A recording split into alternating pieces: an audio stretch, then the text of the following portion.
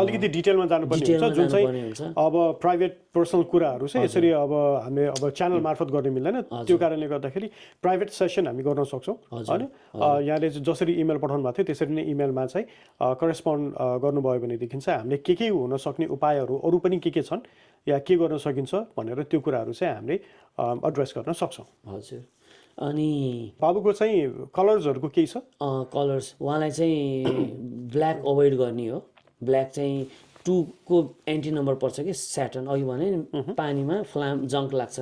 8 black हुँदैन avoid गर्ने। उहाँको लकी कलर भने white okay yellow orange red अनि ग्रीन पनि लाउन सक्नुहुन्छ। No black no dark blue के भन्छ डार्क कलर्सहरू अभोइड गर्ने लाइटर कलर्सहरू लाइटर सेड्सहरूलाई चाहिँ अपनाउन सकिन्छ। त्योभन्दा पनि उहाँको फ्रेन्डली कलर उहाँको नम्बर फ्रेन्डली कलर भनेको except blue dark blue and dark black बाहेक अरू सबै युज गर्न पर्यो एन्ड लक्की मोस्ट इम्पोर्टेन्ट चाहिँ व्हाइट अफ व्हाइट त्यो इम्पोर्टेन्ट कुनै कहीँ जाँदा ओर्दा चाहिँ सकेसम्म व्हाइट लगाइदियो भनेदेखि चाहिँ अझै राम्रो हुने भयो सबै चिजमा ब्लेसिङ हुने भयो हैन। So thank you very much. यहाँले चाहिँ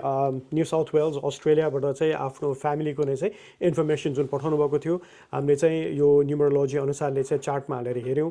सबै नम्बर्सहरू क्यालकुलेट गर्दाखेरि चाहिँ आएको रिजल्टहरू जुन चाहिँ छ त्यो यहाँले थाहा पाइसक्नु भएको छ र त्यसलाई करेक्सन गर्नको लागि के गर्नुपर्छ भन्ने कुराहरू पनि हामीले भनिसकेका छौँ र आगामी दिनहरूमा पनि फेरि पनि केही कुराहरू सोध्न चाहनुहुन्छ भनेदेखि पक्कै पनि इमेल मार्फत हामीलाई करेस्पोन्ड गर्न सक्नुहुन्छ कन्ट्याक्ट गर्न सक्नुहुन्छ र यो इन्फर्मेसन चाहिँ यहाँहरू सबैजनालाई पनि म दिन चाहन्छु कि तपाईँले पनि आफ्नो न्युमरोलोजी अनुसारले चाहिँ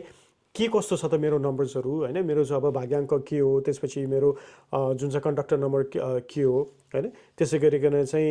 जुन एन्जल नम्बर के हो र यो चार्टमा चाहिँ मेरो कुन स्पेसेसहरू चाहिँ खाली छ या कुन चाहिँ मिसिङ छ या कुन चाहिँ बढी भएको छ र त्यसलाई चाहिँ करेक्ट गर्नलाई के गर्न सकिन्छ भनेर बुझ्न चाहनुहुन्छ भनेदेखि again you can send us an email या तल लिङ्कमा चाहिँ इमेल एड्रेस यहाँले देखिरहनु भएको छ। सो त्यो इमेलमा यहाँले पठाउनु भयो भनेदेखि हामीलाई इमेल त्यसमा खालि तपाईँले चाहिँ आफ्नो पुरा नाम र डेट अफ बर्थ हालेर पठाइदिनु भयो भने त्यो अनुसारले चाहिँ हामी यसरी नै क्यालकुलेट गरेर चाहिँ तपाईँहरूको पनि चाहिँ न्युमरोलोजी के कस्तो छ भनेर चाहिँ हामी भन्न सक्छौँ। अनि सुमितजी म के एड गर्न चाहन्छु भने जो 1 देखि 9 सम्म जो जन्मिनु भएको छ डेट अफ बर्थ 9